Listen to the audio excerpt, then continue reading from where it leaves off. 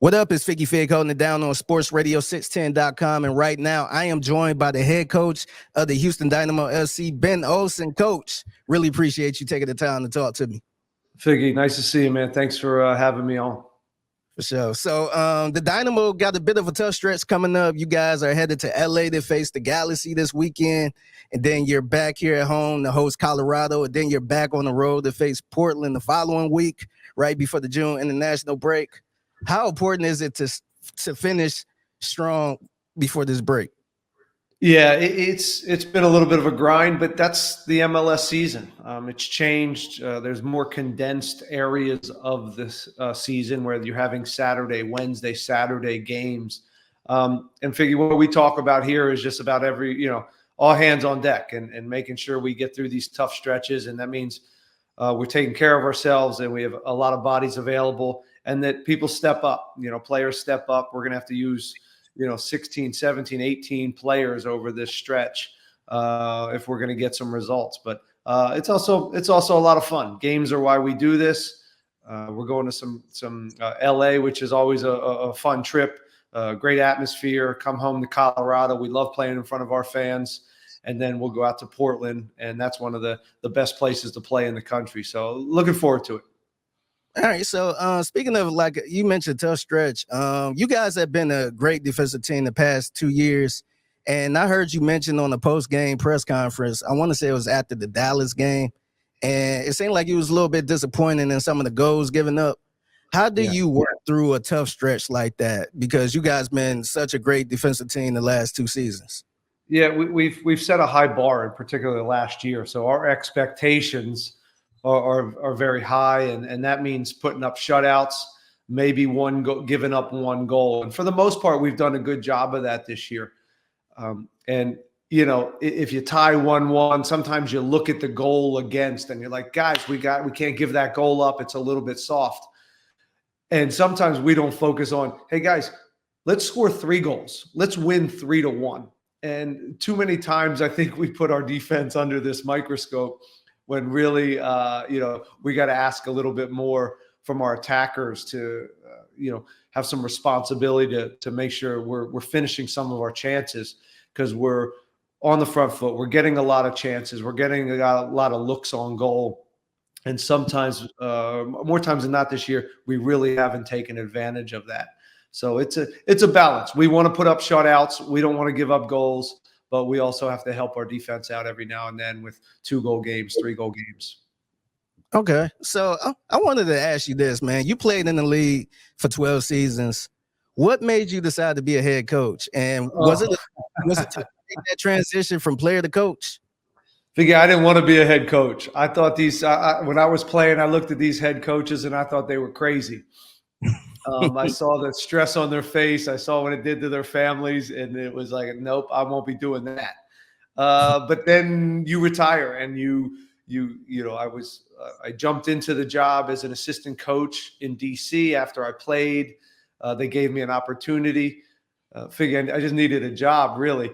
And then very shortly after, I was thrust into the head coaching job. So I had a really strange pathway to the head coaching job. I was went from player to head coach within 6 months of retiring from playing. And it was a very difficult transition for me. I didn't know who I was as a leader. I didn't know how to teach. I was competitive and I could get guys to fight for me, but there's so many more layers to being a coach. So I learned that over the next couple of years, 3-4 years, took a lot of punches doing it. So that's really, it was a strange pathway, not one I recommend for young coaches. I recommend them kind of really learning the trade first and learning who they are and how they want to play and how they want to teach. But that was my pathway, and I'm still standing somehow. That's what's up, man. Head coach of the Houston Dynamo FC, Ben Olsen, joining me right now on sportsradio610.com. So I got to put you on the spot, man. I got a few questions for you. I want to get to know more about Coach Olsen. Please do. Hit me. Yeah, so earlier I talked about the break coming up. What do Coach Olsen like to do on this all time? Are you traveling? Are you catching up with shows? What do you like to do on your all time? That's a good question. Thanks, man. I would travel.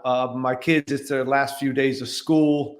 We have a few days off, 3 or 4 days off. And what I'd like to do right now is, because I'm in Texas, I'd like to explore Texas. I want to, I've been in the Northeast all my life. Washington, D.C. I was born in Pennsylvania. My wife's from New York. So that was our life. And Texas is such a wild place. Such a neat state, and I wanted to buzz around. I'd love to grab a big van and get out of Dodge and check out different parts of Texas. So we'll do that at some point, but right now I can't do it. So just kind of exhale.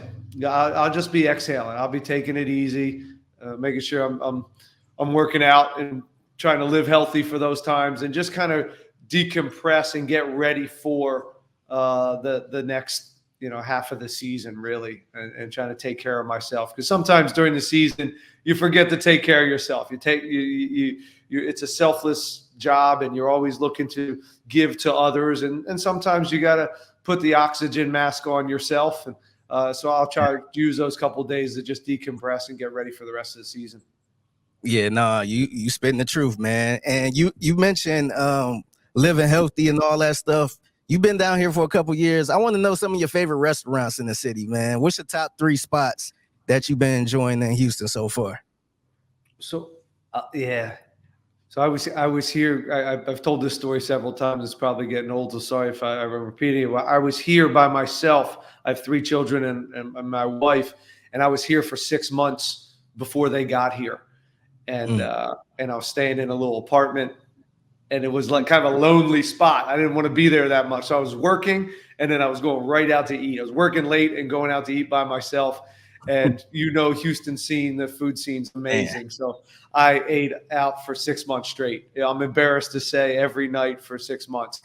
But so I've seen a lot of it, and everyone has a recommendation in the city. It's like, oh, you moved to Houston. They talk about the food scene, and they hit you with 3 or 4 restaurants that they love. So I've been around quite a bit. I think that my go-to is a place called Kata Rabata Sushi, a pretty high-end place, but always a seat at the bar, watching the sushi chefs go to town and just rolling in there. That's the one my car kept going to, 2 or 3 times a week, where I found them. But a lot of great, the tacos, I've been exploring some of the food trucks lately. I found a few gems, which in the Northeast, food trucks are good, but not like this. It really is a whole scene in itself. So I make sure I stop off the side of the road and sample some of the tacos every now and then.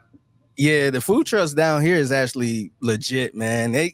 Some of the food, you could say some of the food trucks are better than restaurants, man. That's no doubt, especially when it comes to the tacos and Tex-Mex. Yeah. I mean, it's just incredible. So me and my son will sneak away to or the one down the street. Yeah, it's great, man. I love eating, and I love it. And it's also, there's a lot of good, healthy stuff here too. So whatever you want, and different cultures, and you can find anything. Chinatown, I've been going over there as well with the kids, and find a lot of Far East restaurants and different spots in that area, up down. What street is that? Yeah. Anyways, I'm not sure what that area is, but we've been going there too as a family. Yeah. Nah, Houston is so diverse, so they got every type of food you can ask for. So yeah, no, I'm on the same page as that. You mentioned you was from Pennsylvania, and I did a little digging on you from Middletown, Pennsylvania. That's and right. It's not right in between, not right directly in the middle of Pittsburgh and Philly, but I just want to know who did you grow up rooting for? Did you grow up rooting for the Philadelphia Eagles or the Pittsburgh Steelers? That's a good question. We were kind of in between, and as you said, we were closer. We were about 5 hours from Pittsburgh, about 2 hours from Philly. So when push came to shove, it was probably Philly, but we were so in between that everybody, your neighbors, were either Philly or Pittsburgh. But one thing that was consistent was everybody was Penn State, and we were kind of central Pennsylvania. Penn State's right, Happy Valley's right in the middle of Penn State. So big football, wrestling, basketball, state. And I grew up playing soccer in this state where it wasn't necessarily recognized a lot. So, as soccer took over, I didn't kind of get too much into football. And football was never my sport. I followed basketball, especially college basketball. But yeah, a lot of Notre Dame fans, a lot of Penn State fans, and then you pick your choose whether you go east or west on the pro teams. Okay, yeah. So I'm a Cleveland, Ohio guy. So I root for Ohio State. So we kind of in that same conference. Ohio and PA, there's a lot of similarities between Ohio and PA and sports teams and kind of landscape and the people. Yeah, it's funny too because like I always forget Philly and Pittsburgh is in the same state because Philly seemed more East Coast and Pittsburgh seemed more Midwestish because I've been to Pittsburgh a few times. And it felt like it got a Cleveland feel to it. It seemed like the people are like blue collar workers and all that stuff, like hard workers. You nailed it. I think there's very few states that have two big cities that are very, very different. They're both blue collar. They're both tough cities. They both have a great culture and a great history about them, in particular when it comes to sports. Both gritty in their own way and in a good way. But yeah, different. Philly's definitely a little bit more East Coast, and Pittsburgh seems more Midwest. I think Pittsburgh's almost Ohio. Yeah. Did you spend a lot of time in Philly at all? I grew up playing in Philly, so because I was in a football basketball region. To get the best soccer, as I got better when I started becoming 11, 12, and I started becoming the best kid in my area, I had to go to Philly. And my parents 3 times a week would take me 2 hours there to play with the best kids in the area. So my parents really gave me a leg up and sacrificed in taking me to play with the best at an early age. So 13 years old, 14 years old, I was doing a 4 or 5 hour travel day on a Tuesday after school just to have a training in the Philadelphia region. So yeah, big time commitment. They saw that I loved the sport and that I was pretty good at it. And hopefully now that I had the pro career and I went to UVA and had a scholarship, it was all worth it, I suppose. Yeah, definitely worth it. So back to Philly. We're gonna stay in Philly for a little bit. Are you a state guy? Do you because I went there I want to say last year or 2 years ago, I went there and I tried Pat's and Geno's cheesesteak. So I want to know, which one do you like better if you tried it, Pat's or Geno's? My brother lives in Philly. He's lived there for the last 25 years. He went to Temple and graduated there. So, my family's all moved closer to Philly. What people in Philly would say was like, there's a lot better than both of them. Yeah, right? I heard a few times. That's what they're going to say, right? And I remember I went there one late night and my brother had a Pat's, and he went over to Geno's to put ketchup on it, and they saw his wrapper, and they knocked on the door, and they yelled at him, "Get out of here! I don't want." So it's real. I think the tension there is real, but it's also a big time tourist area that they know what they're doing. Philly's it's a great city. I got a lot of love for it. Again, I visit my brother whenever I can. Nice. So I'm gonna get you out of here on this. So the past couple of weeks, it's been a lot of funny and heated discussions about how easier it is for the NFL players, or not NFL players, but NBA players to play in the NFL versus NFL players playing in the NBA. So I wanted to ask you this. How difficult do you think it is for an NBA player or NFL player to transition into soccer? And which player do you think from either league could come in and just be a star right off the bat? Well, if Iverson would have kicked the ball from day one, I'm pretty sure he could have been one hell of a soccer player, right? I think soccer is a really wild sport in that the profile, the makeup of a player can be 5'3". The MVP of the league last year for us was probably 5'3", 5'4". Messi's 5'6", right? 5'7". but we can also have players that are 6'4", and goalkeepers can be up to 6'7". So we have this range that maybe, and ours are different shapes and sizes as well. I think basketball is one of the most, when we talk about athletes and guys that just off the charts athleticism, and when I see them live, I'm in just awe, and I can't believe the size and agility and the balance of what they're doing. Those are the ones that blow my mind. But keep in mind this with soccer. These guys are doing it all with their feet, right? Which is still a special thing that we have in our sport, and we also have, unbelievable athletes all over the world. Some of these countries are actually getting the best athletes because it's their major sport. But then I always am in awe of our sport of these guys are kicking a ball. They're using their feet to smash a ball 60 yards on a dime, and then the other guy's collecting it with his feet. And it's just something special that we have as a sport that always, if you step back and watch our game, I think is a really neat aspect of it, and a very, very difficult thing. But again, Westbrook is a goalkeeper any day of the week. I could go down the line, of two guards in the NBA that we as sports fans, as soccer fans, would have loved to have them fall in love with the game of soccer early, where they get their touches and they get their 1,000 hours to see where we would be and on a global stage, because we've got some unbelievable players and athletes with great mentalities in every sport in this country. But I respect them all. I love every sport. I'm not the biggest fan of some, but I whether it's darts or pool, or it doesn't matter. Anytime you dive into a sport, there's strategy, there's mentality, and I got a lot of respect, and I'm very humbled to have given an opportunity to live a life in the sports landscape, and now be a coach in a great city with a great team.